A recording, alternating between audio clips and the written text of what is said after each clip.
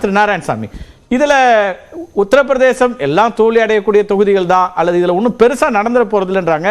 எங்களை எல்லாம் விட உங்களுக்கு களம் தெரியும். என்ன நம்பிக்கை இருக்குது காங்கிரஸ் கட்சிக்கு? இன்னைக்கு குறைஞ்சபட்சமாக இப்போ பிஜேபி 370 இடங்கள் அப்படிலாம் டார்கெட் வைக்கும்போது குறைஞ்சபட்சம் காங்கிரஸ் 125 இடங்களில் வெற்றி பெற்றால்தான் ஆட்சி அமைப்பது, பிஜேபி ஆட்சி அமைப்பதை தடுக்க முடியும்னா அதற்கான இடத்துல காங்கிரஸ் இருக்கா? அதுக்கான வியூகம் இருக்கா?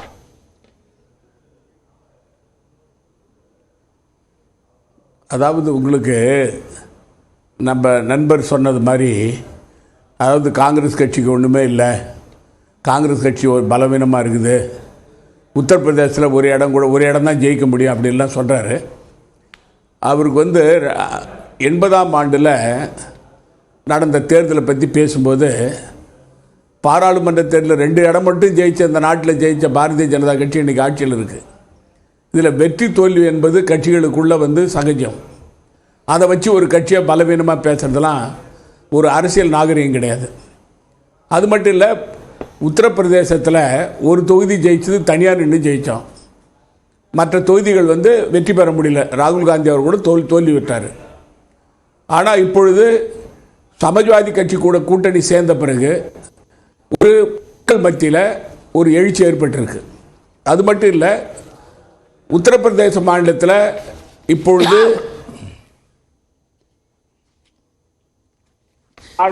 உத்தரப்பிரதேசத்தை பொறுத்த வரைக்கும் அதாவது ஒரு சீட்டுமே வராத ஒரு காங்கிரஸ் கட்சி சில தொகுதிகளில் கூட்டணியில வாக்குகள் பெற முடியாத அகிலேஷ் யாதவ் கட்சியை சேர்ந்தவங்க தோத்த தொகுதிகளும் இருக்கு.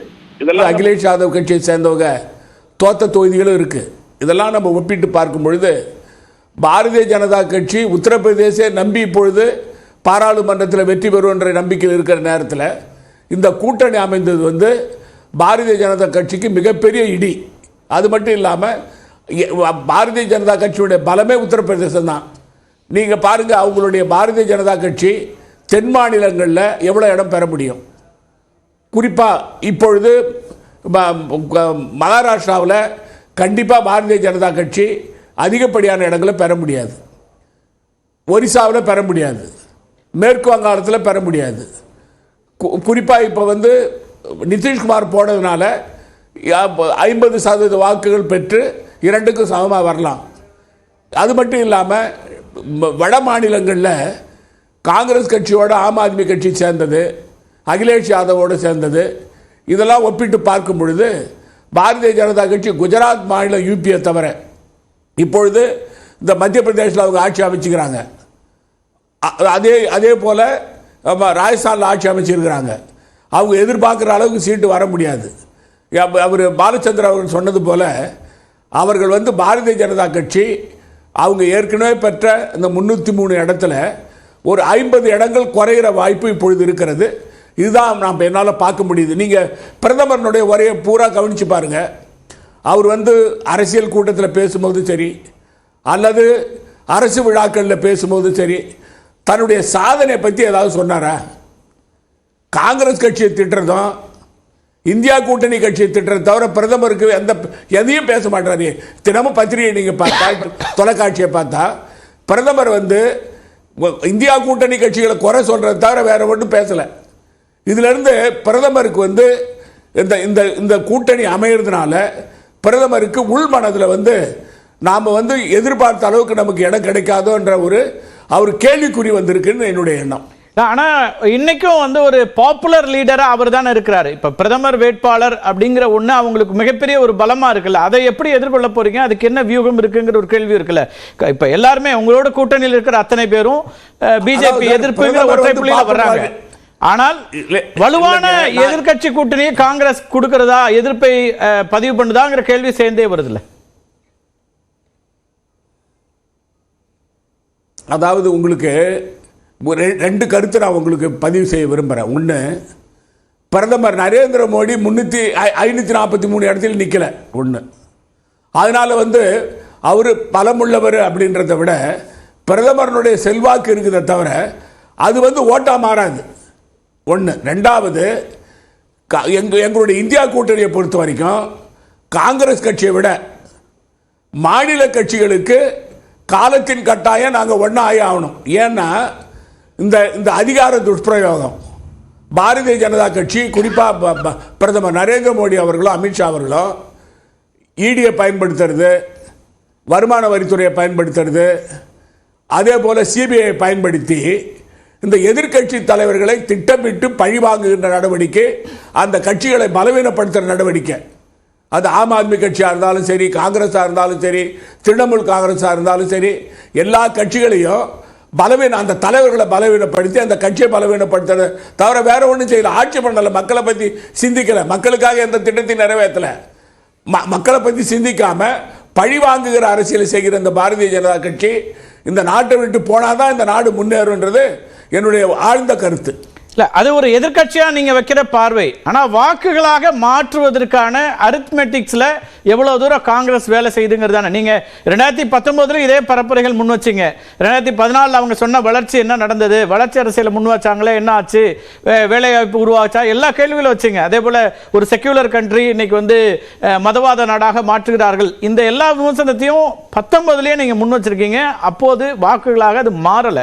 இப்ப 24ல அது எப்படி மாறும்? ஒருவேளை 10 ஆண்டுகள் ஆட்சி பொறுப்பில் இருக்கிறாங்க, ஆன்டி இன்கம்பன்சி இருந்தாலும் அதையும் மீறி கொண்டு வருவதற்கு எதிர்க்கட்சி வலுவா இருக்கா அப்படிங்கிற ஒரு கேள்வி இருக்குல்ல.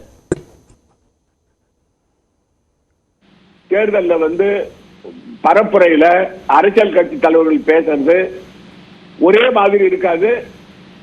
அதாவது இடத்துக்கு தகுந்த மாதிரி, காலத்துக்கு தகுந்த மாதிரி மாறும். அதாவது இடத்துக்கு தகுந்த மாதிரி, காலத்துக்கு தகுந்த மாதிரி மாறும். ஆனால் பிரதமர் அவர்கள் பல மாநிலங்களுக்கு போகும்போது நீங்கள் பார்த்தீங்கன்னா அவருடைய பரப்புரையில் அவர் சொல்கிறது ஒன்று தான். காங்கிரஸ் கட்சியை விமர்சனம் பண்ண வேண்டியது, வாரிசு அரசியல் சொல்லுவார். ஏதோ பாரதிய ஜனதாவில் ஏதோ வாரிசு அரசியல் இல்லாத மாதிரி. அது மட்டும் இல்லாமல் காங்கிரஸ் கட்சியை பொறுத்தவரை ஊழல் கட்சின்னு சொல்லுவார், பாரதிய ஜனதா ஊழல் செய்யாத கட்சின்ற மாதிரி. அது மட்டும் இல்லாமல் மற்ற மாநில கட்சிகள் அதை விமர்சனம் பண்ணுவார். அதை தவிர அவருடைய சாதனை இந்த 10 ஆண்டு காலத்தில் நான் பிரதமராக இருந்து இந்த நாட்டுக்கு நான் என்னென்ன சாதனை செஞ்சேன், விலைவாசியை குறைச்சனா, வேலை வாய்ப்பு உருவாக்கணுமா, மத கலவரத்தை குறைச்சோமா, வளர்ச்சியை உருவாக்கணுமா, கட்டமைப்புகளை உருவாக்கணுமா என்றதை பற்றி பேசவே மாட்டார். ஏன்னு சொன்னா இத மத கலவரத்தை உருவாக்குறதே பாரதிய 9 ஆண்டுகள்ல நாங்க என்ன செஞ்சோம் ஒரு புத்தகமே வெளியிட்டாங்க. காரணம் அதாவது மக்கள், அதாவதுங்க பாரதிய ஜனதா கட்சி வெள்ள அறிக்கை சமர்ப்பிச்சாங்க பாராளுமன்றத்தில். அது பூரா காங்கிரஸ் கட்சி திட்டி தான். அவங்களுடைய சாதனையை சொல்லல. இவங்களுடைய சாதனை என்ன? அதாவது 100 கோடி வெளிநாடுகளில் கடை வாங்கன்னு தான் இவங்களுடைய சாதனை. அதாவது ஒரு 2 கோடி பேருக்கு வருஷம் வேலை கொடுக்குறேன்னு சொன்னாங்க, நடக்கல. வெளிநாட்டுக்கிற கள்ளப்பணத்தை எடுப்பாருன்னு சொன்னாங்க, பண்ணல. பெட்ரோல் விலை என்ன விற்குது, டீசல் விலை, அதே போல சமையல் எரிவாயு விலை என்ன ஆச்சு? அது மட்டும் இல்லாம உங்களுக்கு இந்த கேள்விகள் எல்லாம் நீங்க பரப்புரையில முன்வைக்க போறீங்க. சாமானிய மக்கள் வாழ முடியாது கேள்விகள் வைக்கிறீங்க. இந்தியாவில் உள்ள ஒரு நிமிஷம் சார், ஒரே ஒரு நிமிஷம். இந்தியாவில் உள்ள 10% பேர் தான் இந்த நாட்டினுடைய 63% சொத்துக்களை உரிமையாளராக இருக்கிறாங்க. இந்தியாவில், உலகத்தில் எந்த நாட்டிலையும் அது கிடையாது. அது மட்டும் இல்ல, மீதி உள்ளதுதான் மற்ற சமுதாயத்தை சேர்ந்தவங்க அந்த சொத்து வச்சுக்கிறாங்க. மிகப்பெரிய ஏற்றத்தாழ்வு இருக்கு. ஏழை பணக்காரங்க 10 ஆண்டுகள் நடந்த மாதிரி சொல்ல முடியல. இந்த ஏற்றத்தாழ்வு வாதம் பண்ணன்னு வச்சுக்கலாம், பெரிய அளவுல போகும். இல்ல, நான் என்ன கேட்கிறேன், இது எல்லாமே நீங்க பரப்புரையில எடுத்துட்டு போனாலும் இப்ப இருக்கிற கேள்வி 125 இடங்களை காங்கிரஸ் பிடிக்குமா? பிடிச்சதுன்னா பிஜேபி மீண்டும் ஆட்சிக்கு வராம தடுக்க முடியும் அப்படிங்கிறது தான் சிம்பிள் கால்குலேஷன் வைக்கிறாங்க.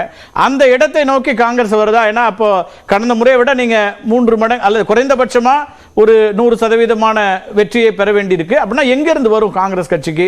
அதுக்கான கால்குலேஷன்ஸ் இருக்கா? இப்ப கர்நாடகால ஒருவேளை நீங்க பெறலாம், அங்க கூட இப்ப பிஜேபியும் ஜேடிஎஸ் ஒன்னா கண்டெஸ்ட் பண்றாங்க.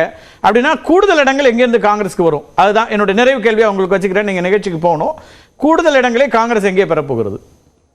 அதாவது உங்களுக்கு என்ன, அதாவது மத்திய பிரதேசத்தை பொறுத்த வரைக்கும் பாரதிய ஜனதா கட்சி அப்போ எதிர்கட்சியாக இருந்து பாராளுமன்ற சீட்டுகளை எடுத்தாங்க இல்லைங்களா, அது இப்பொழுது எடுக்க முடியாது. அவங்க ஆளுங்கட்சியாக இருந்து. ராஜஸ்தான்லேயும் இதே நிலைமை தான். அது மட்டும் இல்லாமல் மகாராஷ்டிராவில் மிகப்பெரிய அளவில் எங்களுடைய கூட்டணி, இந்தியா கூட்டணி அதிகப்படியான இடங்களை பெறும்.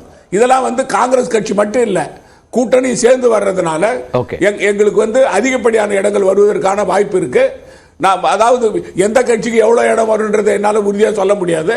ஆனால் கடந்த காலங்களை ஒப்பிட்டு பார்க்கும்பொழுது அதிகப்படியான இடங்களை எங்களுடைய கூட்டணி பெறும்.